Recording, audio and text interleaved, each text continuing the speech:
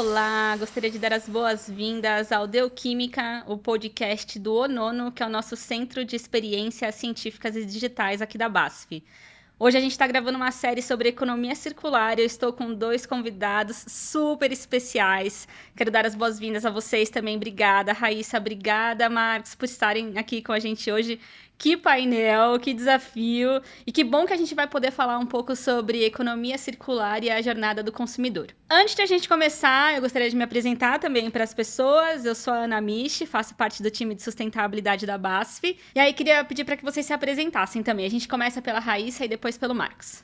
Obrigada, Ana. Obrigada pelo convite. Eu sou especialista em operações e projetos e logística reversas da Trashin e estamos muito honrados para poder falar um pouquinho sobre a conscientização da economia circular e como a gente pode influenciar e engajar os consumidores. Bom, eu sou Marcos Iori, eu estou como vice-diretor do CCD Circula, que é o Centro de Ciência e Desenvolvimento de Estudos de Economia Circular para Resíduos Pós-Consumo. Uma das plataformas que nós trabalhamos lá é a educação ambiental, que tem a ver com pessoas que consomem, né? E também a gente tem que lembrar que a economia circular ela não acontece sozinha, ela precisa de pessoas para isso acontecer, né? Humanos. Então, vai ser um prazer a gente falar sobre pessoas hoje nessa jornada. Nossa, fantástico. E eu acho que é muito disso que se trata. Quando a gente olha para a BASF, a estratégia de economia circular da BASF vai falar um pouco sobre todos os atores da cadeia de valor. Desde compras sustentáveis, a como a gente produz de maneira eficiente e segura, como que a gente entrega uma solução sustentável ao longo da cadeia de valor e como que a gente impacta positivamente a sociedade. E quando a gente olha a sociedade, a gente vê essa demanda cada vez mais latente por soluções circulares. E aí que eu vejo que o consumidor ele tem um papel vital, fundamental em toda essa jornada. Marcos, eu vou começar com a Raíssa de novo, para a gente já engatar. A gente vai ter aqui também chance para escutar todo mundo, porque o nosso painel tá fantástico. Mas, Raíssa, conta um pouco para mim, como que você vê o papel do consumidor no processo, ao longo da economia circular? Bom, nós consumidores somos a voz, né? Todos temos responsabilidade, né? Desde as empresas, o setor público, e o consumidor às vezes acaba querendo se esquivar, dizendo que não é o papel dele, mas nós somos um dos agentes principais, inclusive, né? Nós temos voz, nós podemos cobrar as empresas, as marcas, sobre o que elas estão fazendo com relação à sustentabilidade, à economia circular, à gestão de resíduos, né? Uma temática ampla, né? Mas eu acho que é muito da gente, de fato, cobrar, procurar, né, se conscientizar, se educar. Então, os pequenos hábitos é uma frase clichê, mas de fato, os pequenos hábitos geram mudanças, grandes mudanças, sim, começando pela gente. Então, vamos começar pequeno para a gente ir de um jeito depois mais grandioso. Então, se educando, se conscientizando, verificando quais os hábitos de consumo que eu também, consumidor, estou tendo, o que eu posso cobrar das marcas, né? Começar se perguntando sobre compras compulsivas, né? É necessário isso? Não é? Ou que tipo de projeto, incentivo aquela marca ou aquela empresa ela pode gerar, né, para que eu também me engaje naquele consumo. Então, ele começa muito com uma autorreflexão para depois vir também a cobrança das empresas. Lógico, não sendo dando uma de chato, né? Mas eu acho que tudo é como a gente fala, sabe falar, né? Como que a gente cobra, assim, as atitudes, né? Das marcas que a gente consome. Então, acho que parte mais ou menos desse princípio. Nossa, Raíssa, aí já tem muito elemento para a gente conversar. E você comentou algo que me deixa muito intrigada, que é as pequenas atitudes de cada uma das pessoas. Eu lembro que uma vez falaram assim para mim: imagina se todo mundo pensasse que não faz diferença jogar lixo na rua. E quando a gente faz essa reflexão do papel do indivíduo sobre a responsabilidade de cada um, sobre jogar ou não o lixo na rua, eu acho que a gente passa a tomar consciência dessa propulsão, desse motor que é a sociedade, somos todos nós aqui, não é? E qual é finalmente a grande diferença que o consumidor faz nessa jornada da economia circular. Eu acho que esse é só um dos ganchos que você deu, tem muito mais pra gente falar, mas antes, Marcos, qual que é a sua visão sobre o papel do consumidor na economia circular? Nossa, vários holofotes aí para a gente olhar as pessoas nessa cadeia. Como professor de ecodesign para embalagens, né? Olha só, a própria definição de embalagem, ela diz que assim, a embalagem foi inventada ali, né?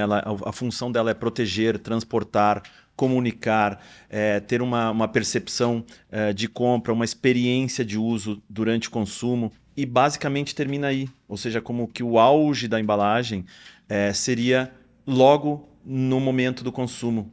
E a gente não tem frases depois disso. Ela não é pensada, e ela deveria ser pensada para ser desmontada, pensada para retornar, pensada para falar para as pessoas como eles devem descartar, onde descartar. Então a gente já tem um pedaço faltando da definição, né? Ela é uma definição típica, desenhada para a economia linear e não para a economia circular, que tem ali o consumidor como auge de consumo mesmo, mas não no papel de cidadão, que ele vai ter como fazer os materiais se conectarem.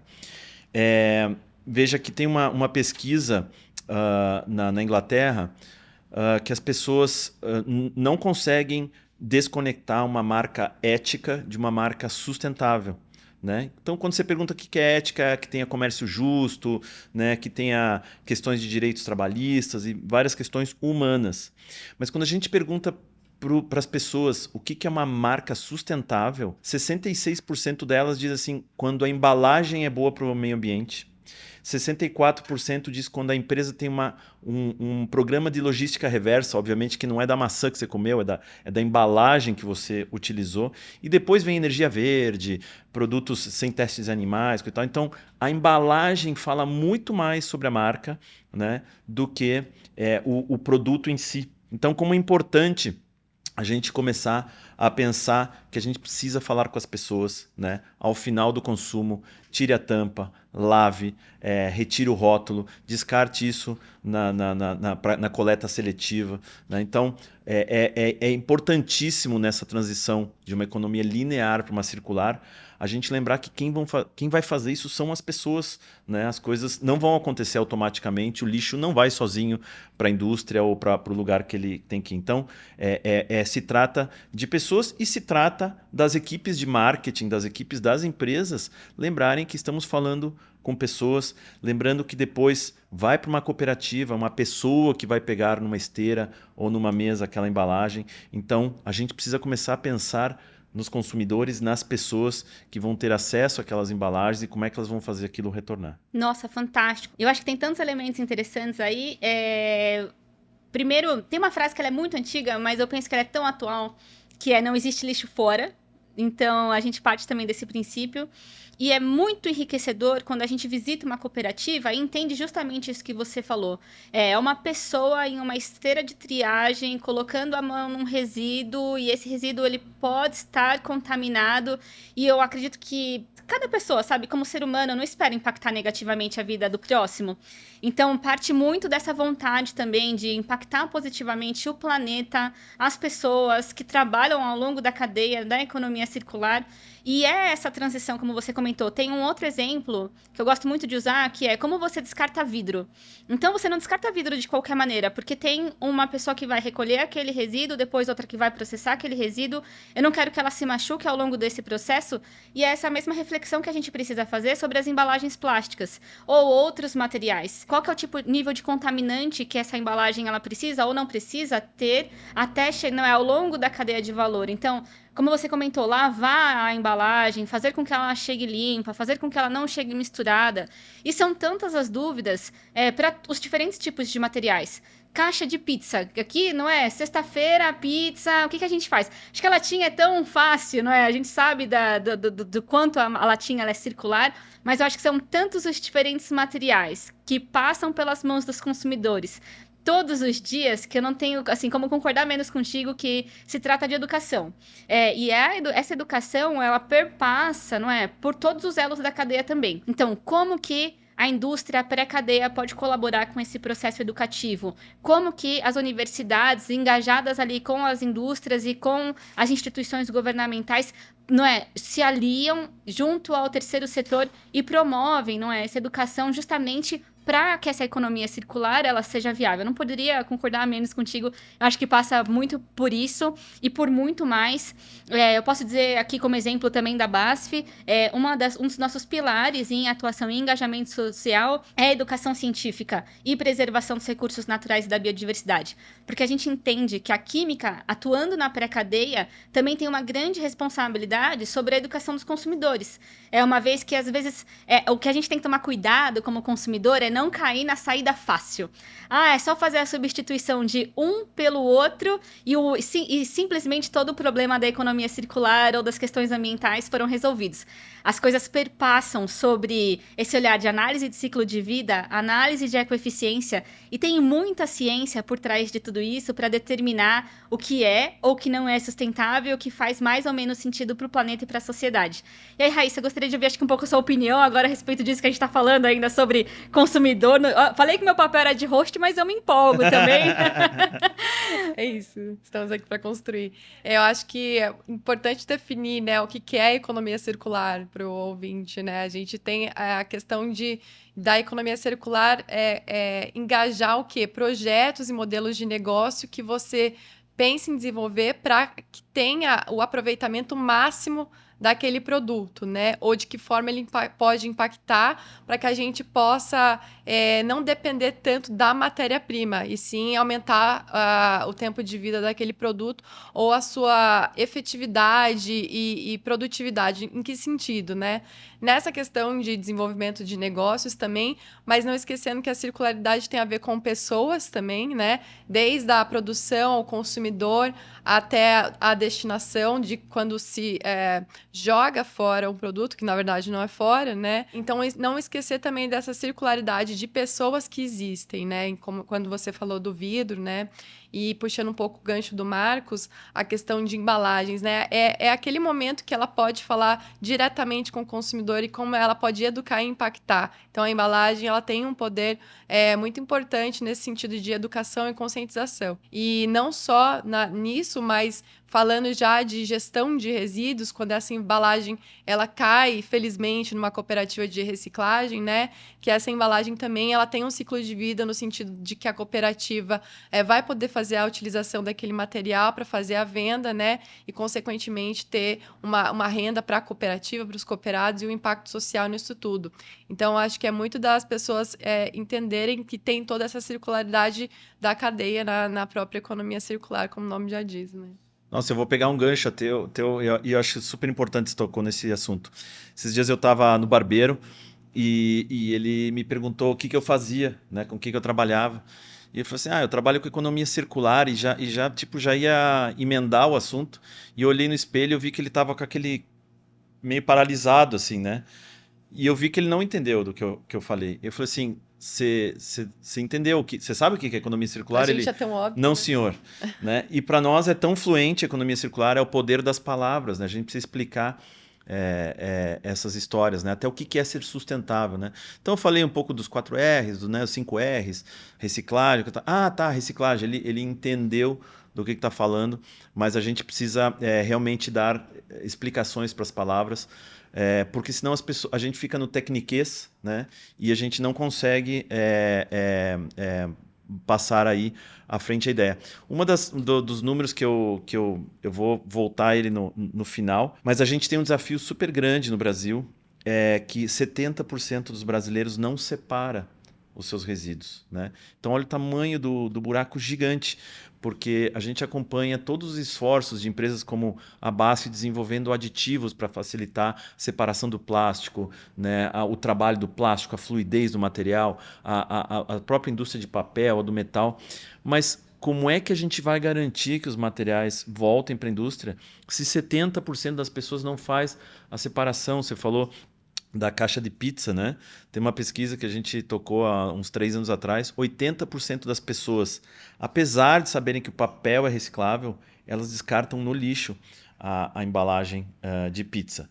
Então, o primeiro desafio é esse, conectar as pessoas para fazer o material, pelo menos chegar no próximo elo, né? Para garantir que as cooperativas façam o seu trabalho, que o catador faça o trabalho. Mas a primeira coisa é que, se isso não acontecer, a gente não consegue nem começar a discussão de circularidade. Né? Marcos, ótimo. E aí eu vou aproveitar então já para emendar uma pergunta para ti, que é, você vê que o momento da compra é o início da jornada do consumidor dentro da economia circular? Qual que é a tua opinião a respeito disso? E aí depois ouvir a opinião da Raíssa também. É já essa história dos 66% das pessoas acham que uma marca é sustentável se a embalagem for boa para o meio ambiente, seja lá o que isso quer dizer. Né? Tem outro número que diz que assim, 93% das pessoas preferem comprar de marcas sustentáveis. Né? O que isso quer dizer? É que essa embalagem é boa. Então, a primeira comunicação, a primeira história ali de intimidade com a pessoa que material você usou, o que lhe pareceu ser, né? O que aquele material está dizendo que ele faz,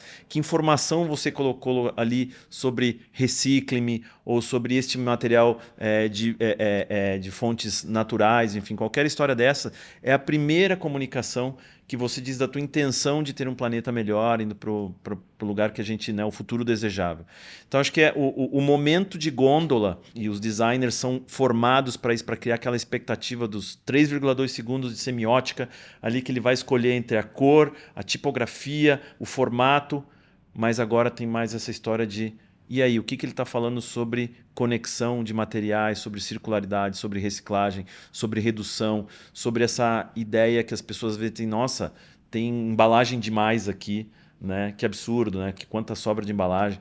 Então, o conjunto dessas comunicações, a sustentabilidade, a circularidade, faz parte desse primeiro contato de gôndola com o consumidor e que faz ele escolher entre uma marca A e B que está se esforçando mais do que a outra para conectar os fluxos. Não, fantástico. E antes de eu passar para a Raíssa, acho que só algumas considerações. Como indústria química, também a gente entende muito essa perspectiva, como eu comentei, da análise de ciclo de vida dos materiais. E, eventualmente, a gente sempre discute, o plástico é o vilão?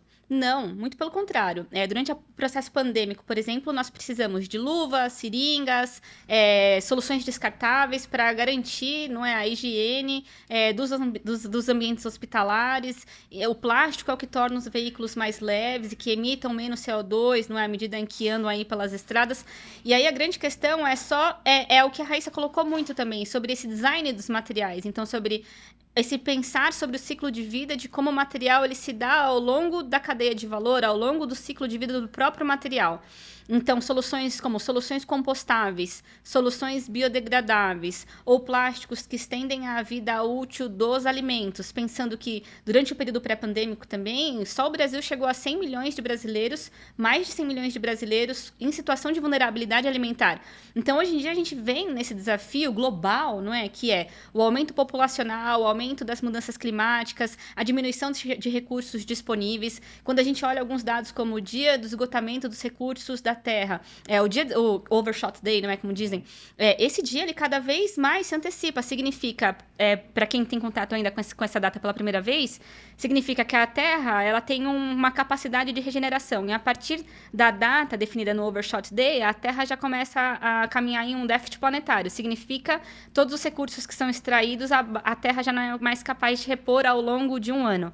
E isso significa que o resíduo tem que ser visto como o que é uma matéria-prima e não um lixo que some ou que não existe lixo fora ou para o qual não foi pensado o lixo seu é um erro de design. Exatamente, o lixo é um erro de design. Então, todos os materiais, os multimateriais que existem, plásticos, vidros, metais, papéis e suas diferentes variações, né? Porque existem variações desses materiais, soluções para repolpabilidade do material. Então, hoje em dia, existem alguns adesivos que são necessários, que existem em papéis, e para esses adesivos já existem certificações, não é? Que garantem a repolpabilidade. Significa, quando esse papel ele é reciclado, ele consegue ser reciclado apesar do adesivo que nele existe. Então, existem complexidades técnicas, que, como o Marcos falou, a gente tem que tomar cuidado para não cair nessas complexidades técnicas, mas que existem, sim, especialistas trabalhando nelas e trabalhando em soluções que dependem de toda a cadeia de valor,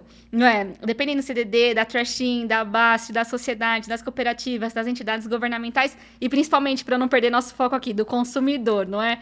Então, Raíssa, como que você vê? Você vê o consumidor, a decisão de compra dele já é o início da jornada em economia circular? É o início da jornada, com certeza. Consumidor, a gente tem que primeiro praticar uma coisa que é uma das dicas aqui, é observar. quando você estiver prestes a consumir alguma coisa ou entrar numa loja, né? O que aquela loja faz de benéfico, né? A loja incentiva a economia local, incentiva agricultores, incentiva a questão de reciclagem, olhar na própria loja se tem coletores possibilitando para que você possa desenvolver as embalagens, né?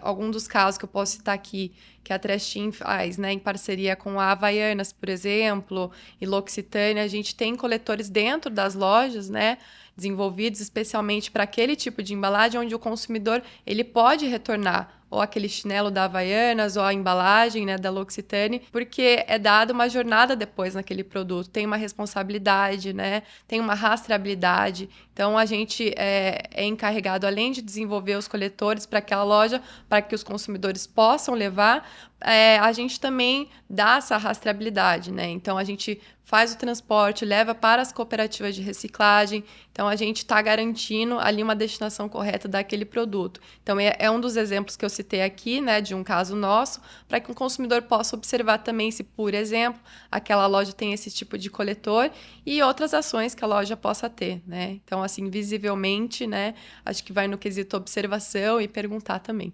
Fantástico. Marcos, a gente estava conversando aqui no café, não é, gente? Porque sempre tem uns bastidores. E você me contou um caso muito bacana que eu queria que você dividisse sobre sensibilização. Bom, acho que na verdade sensibilização é o começo, né? Mas assim, tem várias frentes. A gente está falando de pessoas. Vou contar 2 casos rápidos. Um dia desses veio um pedido da escola para mandar uma garrafa PET, né? Minha filha estava com 5 anos. E eu já fiquei assim, o que eles vão fazer com essa garrafa? Mandei uma mensagem para a professora, eu falei que eu, né, trabalhava com design de embalagens, né, na faculdade. Ela falou assim, então venha dar uma aula para a criançada. Então eu levei várias embalagens, ensinei ela a verem ali as simbologias, né, quem estava com o número 6, quem estava com o número 5, expliquei o que se transformava, aquelas coisas. E a pessoa mais interessada era a professora, né? E aí a constatação faz 30 anos que a gente diz de educação ambiental, de sensibilizar e conscientizar, e a gente continua pedindo uma garrafa PET para colocar 4 rodinhas, chamar aquilo de carrinho, né? Ir um negócio bem feinho para casa, mas a mãe se orgulhar do trabalho, ficar 2 dias ali, quando a criança não está mais olhando, a gente jogar fora e não dá mais para reciclar aquilo, porque a gente transforma aquilo num multimaterial e a gente chamou isso de reciclagem, né? Então, a gente acabou criando vários folclores ambientais, onde, e hoje, mais do que nunca, as pessoas acham que sabem tudo sobre tudo, né? Então, o folclore ambiental é aquilo assim, quando as pessoas têm certeza sobre uma coisa, por exemplo, o plástico é ruim para o meio ambiente, né? Mas não tem dados científicos sobre isso. Não sabem que muitas vezes, por exemplo, a melhor escolha é um plástico quando você vai falar de mudanças climáticas, porque é o menor peso, você vai impactar positivamente, por exemplo, o frete. Então, você tem que ter uma ciência na decisão disso. Essa é uma parte. E a outra parte, eu elegi como uma coisa mais radical que eu podia fazer na minha vida é você transformar processos humanos em lixo zero, né? Então, uma empresa aterro zero é uma coisa radical porque você vai ali ver para onde que a gente acha que está jogando fora, né? Um território lixo zero é uma coisa radical a se perseguir. Uma escola lixo zero é uma das coisas que a gente começou ali em Vinhedo e uma das experiências que a gente fez numa escola estadual não deixar durante uma semana que eles jogassem o lixo fora, né, para as portas da escola. E na sexta-feira a gente colocou toda essa semana de resíduos ali no meio da quadra, chamamos os 300 e poucos alunos, vieram 2 pessoas da cooperativa, eu pedi para que sempre tivesse 2 alunos me acompanhando, a gente abriu alguns sacos de lixo ali dos recicláveis, e íamos perguntando, vocês acham que isso é reciclável? Você acha que isso é reciclável? Então, o que a classe toda dizia que sim, às vezes a cooperativa dizia assim, não tem comprador para isso. O que a classe inteira achava que não, a cooperativa falava, isso tem muito valor para nós, né? Então, essa é a primeira história, a gente precisa juntar esse elo. E eu, olhando ali no rosto de cada um dos alunos de 14, 16, 17 anos, perguntei, você sabe para onde vai o lixo da sua casa? e 100% respondeu não sei. Então, isso é bem problemático, porque se as pessoas acham que o material simplesmente desaparece da porta das casas e tem a ilusão de que diretamente ela vai para uma indústria, né? Como que a gente vai melhorar os processos? Como que a gente vai ter políticas públicas? Como que a gente vai cobrar uma prefeitura para ter conexão da coleta seletiva? Então, acho que começa nessa história de da onde as coisas vêm, né, como a Raíssa falou, e para onde elas vão. A gente ter consciência dessa história para ter essa imaginar como isso poderia circular melhor. Pegando o gancho do Marcos um pouquinho, a gente também teve a oportunidade de fazer um projeto desde do zero, né, numa cidade de Minas Gerais, em Vazante, em que a Tratim foi contratada por uma empresa que gostaria de deixar um legado para aquela cidade. Então, nós tivemos a oportunidade de fazer um projeto de conscientização com as escolas ali daquela cidade, dando palestras de educação, sensibilização, né, instalando ecopontos na cidade, fazendo treinamentos em cooperativas de reciclagem e ligando, né, os geradores a toda essa economia de circularidade também. Então, acho que a sensibilização e a educação, de fato, ela é a base para tudo, né, para que a gente possa se nortear nessa jornada também. Nossa, eu acho que aqui a gente teve a chance, então, de ouvir muitos casos, na verdade, de êxito. Eu gostaria de agradecer vocês dois, porque eu acho que foi uma conversa muito agradável, muito explicativa e com muito conteúdo também para a nossa audiência. Muito obrigada. Foi uma honra mesmo estar com vocês dois aqui hoje. Mas eu acho que antes de a gente encerrar também, a gente sempre gosta de conclusões e dicas, pensando aí no consumidor que nos assiste. Vou começar pela Raíssa e a gente encerra com o Marcos. Quais são suas conclusões, dicas? O que você sugere? Gente, são várias, mas assim, em se tratando, né, de consumidor, o primeiro passo é uma autoconscientização. O que eu posso fazer, né? Quanto eu posso me informar, o quanto eu posso perguntar. Perguntem-se, né? O que aquela marca ou aquela empresa ela faz, né? Para que você possa contribuir, se engajar, né, nessa cadeia produtiva de circularidade. Então, eu acho que vai muito uma autorreflexão, uma autoexigência de tentar se inserir, né, numa economia circular e sustentável. Então, é muito mesmo da questão de observação, perguntas, né, e de exigência mesmo. Fantástico! Muito obrigada, Raíssa. Você que agradeço. Foi uma honra. Marcos? Bom, eu vou deixar 5 dicas práticas que eu costumo deixar para as pessoas, nós como cidadãos, que podemos fazer isso. A primeira é aprenda a compostar em casa.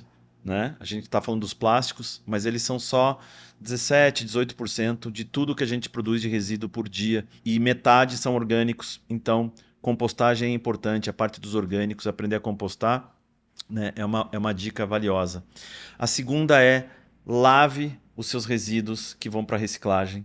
Elas vão passar na mão de outras pessoas, elas vão ficar muito tempo, às vezes, estocado até chegar na indústria. Né? Então, um leite que ali está fermentando, um doce que está ali, um resto de alimento, ele atrai vetores, ele torna indigna, né, o trabalho do próximo que vai lidar com isso. Então, lave os seus materiais. Em terceiro, tenha certeza que as crianças, as suas crianças, estão numa escola que ensina a separar os resíduos, mais do que fazer carrinhos de garrafas PET, que ela ensine a separar, porque nós temos esse gap gigante de 70% de brasileiros que não separam. Em quarto, por favor, não mandem orgânicos para os recicláveis. Né?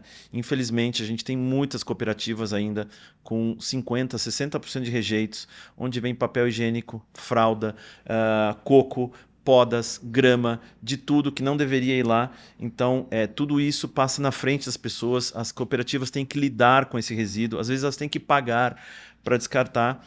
E, por último, eu recomendo ao profissional que trabalha de embalagem ou ao cidadão comum que visite a cooperativa da sua cidade, entenda como funciona a separação, entenda que quando a gente chama algo de plástico, isso podem ser 13, 14 tipos de materiais diferentes que inclui a cor, o material. Então, entendam ali que vai acontecer um processo que é humano, e isso despertou em mim uma vontade de melhorar isso, de fortalecer esse elo, de trabalhar em prol, né, de que a circularidade aconteça, lembrando que tem pessoas. Então essas 5 dicas para mim acho que são bem valiosas, são coisas práticas que a gente pode fazer, e com isso a gente mudar esse número que hoje só 8,6% de tudo que circula no mundo circula, o resto tudo é linear. A gente precisa trabalhar o overshooting day, né? Essa conta corrente precisa ser empurrada para frente, e com essas 5 coisas eu acho que a gente começa com um bom pontapé inicial. Fantástico, excelente. Eu não poderia dizer melhor que a Raíssa e o Marcos. Olha, vocês são fantásticos, excelentes, e para mim é uma alegria trabalhar com vocês, uma honra. Essa parceria me enche de orgulho. Eu deixo uma dica minha também, que é: continuem puxando as empresas, os governos. Vocês, consumidores, sim, têm esse poder e essa vontade, e a economia circular começa por vocês. Então, continuem se informando, continuem cobrando, e as empresas estão aqui para trabalharem ao longo da cadeia de valor e entregarem, sim, as melhores soluções. Esse é um desafio da sociedade, é um desafio planetário, só existe um planeta. Eu gosto dessas frases que parecem antigas, mas ainda funcionam bem, e acho que estamos juntos, não é? Assim, nos busquem a Trashin, busquem o CDD, busquem a BASF, busquem outros elos da cadeia de valor, se informem, duvidem das soluções fáceis, lembrem-se da ciência por trás de tudo isso, da quantidade de pessoas competentes que tem trabalhando para fazer essa virada do jogo, e a gente sim vai empurrar essa data para frente, e sim, a gente faz parte, como consumidores, fazemos parte da transição de uma economia circular, linear para circular, e faremos isso juntos. Muito obrigada. Obrigado. Nós que agradecemos, Ana.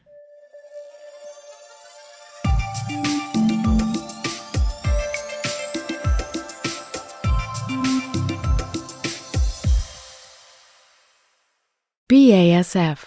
We create chemistry.